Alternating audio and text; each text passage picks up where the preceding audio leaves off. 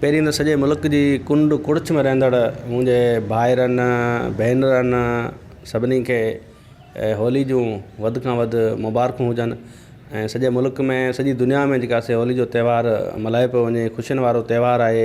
ऐं थरपारकर में जेका से हिंदू तोड़े मुस्लिम जेके गॾियल पंहिंजनि ईदनि ते पंहिंजनि त्योहारनि ते जेको ख़ुशियूं जेका से गॾियल तौर ते सेलिब्रेट कंदा आहिनि। त अॼु बि थरपारकर ज़िले में मज़हबी जेका हमआहंगी आहे, जेका मज़हबी रवादारी जा जेके अज़ीम जेका से मंज़र ॾिसण में मिलनि था।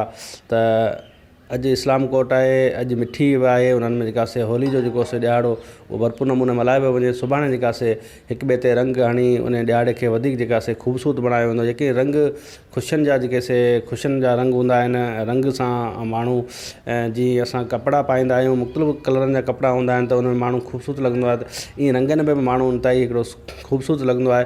त हीअ जेके ॾियारा आहिनि इहे अमन भाईचारी जा जेके मिसाल असांखे ॾियनि था। असां वटि जेका से आम तौर ते जेका से मज़हबी जेका रवादारी जो हिकिड़ो अज़ीम जेका से हिते मंज़र ॾिसण में मिलनि था। थरपारकर ज़िले में ख़ासि सॼी सिंध में जेका से हिंदू जेके भाइर आहिनि ऐं मुस्लमान आहिनि गॾिजी जेका ख़ुशियूं मल्हाईंदा। त हिन ॾियारे खे जेका से मल्हाइण जो हिन साल इहो मक़सदु ऐं दोस्तनि जेका से ॿुधायो त इनखे सुठे नमूने सेलिब्रेट कजे ऐं पाड़ेसरी मुल्क जेका आहे इंडिया उन ॾांहुं मैसेज वञणु खपे त जेकॾहिं मज़हबी हमआहंगी आहे ऐं मज़हबी जेका से रीतनि रस्मनि तौर खां सवाइ जेका से जीअं ॾियारा मल्हाया वञनि था त अची केरु ॾिसे त सिंध में जेका से उहो कीअं ॾियारा मल्हाए वञनि था।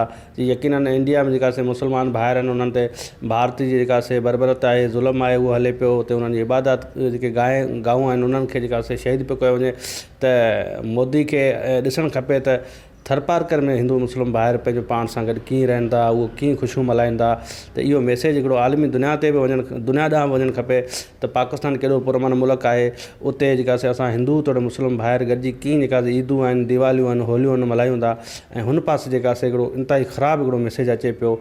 उन मैसेज खे जेका से सॼी दुनिया खे बि ॾिसणु खपे ऐं इंडिया ते जेका से ज़ोर ॿधणु खपे त उते इहा जेका से मुस्लमाननि ते जेका ज़ुल्म थिए पियो उहो बंदि कयो वञे।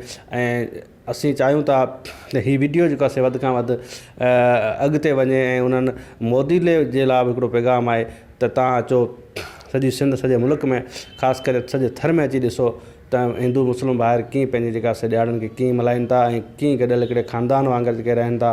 ऐं त सुभाणे जेका से जेको होली जो जेको ॿियो जेको ॾियारो आहे रंग जेको हारे वेंदो उन में वधि खां वधि मुस्लमान जेके नौजवान आहिनि, भाइर आहिनि, जेके ॿुढड़ा आहिनि, उहो शामिलु थी इहो साबित कंदा त हिते असां जेका से हिंदू तोड़े मुस्लिम भाइर जेके आहियूं उहे ख़ानदान वांगुरु रहूं पिया।